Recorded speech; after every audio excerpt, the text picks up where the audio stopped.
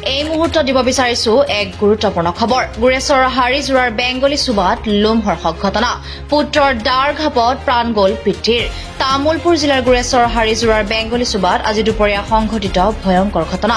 পাৰিবাৰিক কণ্ডলৰ পৰিণতিত সংঘটিত হয় এই জঘন্য ঘটনা। জানিব পৰা মতে আজি দুপৰীয়া বেংগলী চুবাৰ গৌৰাংগ দাসে সুৰাপান কৰি আহি ঘৰত পত্নী ললিতা দাসক নিৰ্যাতন কৰে। এই ঘটনাৰ কিছু সময় পিছত ললিতা দাসে গাঁওখনৰ এঘৰত কাম কৰি থকা পুত্ৰ অনিন্দ দাসক পিতৃ গৌৰাংগ দাসে ঘৰত মাৰপিট কৰা বুলি খবৰ দিয়েগৈ। এই খবৰ পোৱাৰ পিছতে অনিন্দ দাসে ঘৰত আহি পিতৃৰ সৈতে তৰ্কাতৰ্কি লাগে আৰু খঙত টিঙিৰি তোলা হৈ দা এখনেৰে গৌৰাংগ দাসক ডিঙিত ঘপিয়াই হত্যা কৰে।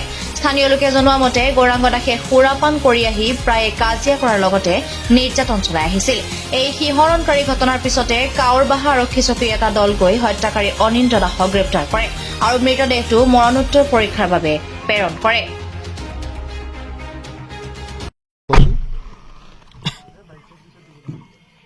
আৰু খুৰাই লগ লাগি মায়াক মাৰিছিল।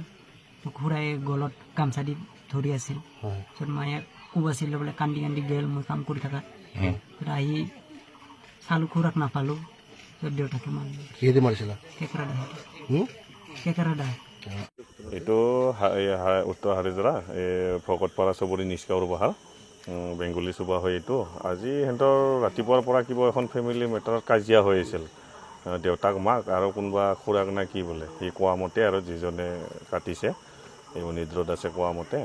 তাৰপিছত কোনোবা দেউতাক আৰু তাৰ খুৰাকে নে কি তাৰ মাকৰ ওপৰত কিবা গলত কিবা কাপোৰ না কি পেচাই ধৰা বুলি কিনে সৰু ল'ৰাজনে আকৌ গাঁৱত বেলেগ কাৰোবাৰ তাত কাম কৰি আছিল। তাতে যাই কিনে ক'লে যে এনেকৈ তেনেকৈ দেউতাৰে আৰু খুৰাৰে মোক এনেকৈ মাৰপিট কৰিছে। তাৰপিছত এই কামৰ পৰা ডাইৰেক্ট আহি দেখে যে সঁচায়ে হয় তাক কোবোৱাটো। তাৰপিছত দেখাৰ পিছত তাতে দা পালা নেকি ঘৰত, দা পাই কেনে আৰু তাৰপিছত খুৰাকে দৌৰলা না কি বোলে সি কোৱা মতে। তাৰপিছত দেউতাককে খাৰিয়াই দিলে। অনিন্দ্ৰ দাস, দেউতাকৰ নাম গৌৰাংগ দাস।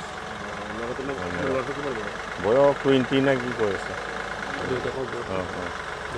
দেউতাকৰ হৈছে নেকি 55 এনেকৈ 60। ঘৰুৱা